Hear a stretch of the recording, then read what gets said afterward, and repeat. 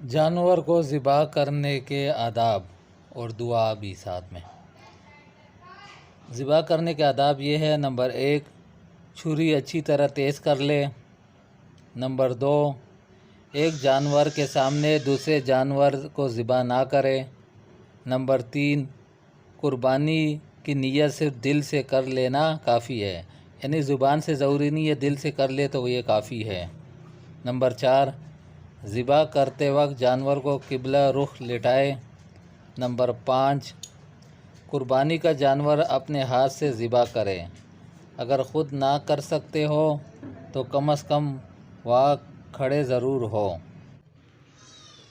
ذبح کرتے وقت یہ دعا پڑھے: انی وجہت وجہی للذی فطر السماوات والارض حنیفا وما انا من المشرکین ان صلاتي ونسكي ومحياي ومماتي لله رب العالمين لا شريك له وبذلك أمرت وأنا من المسلمين بسم الله اللہ اکبر۔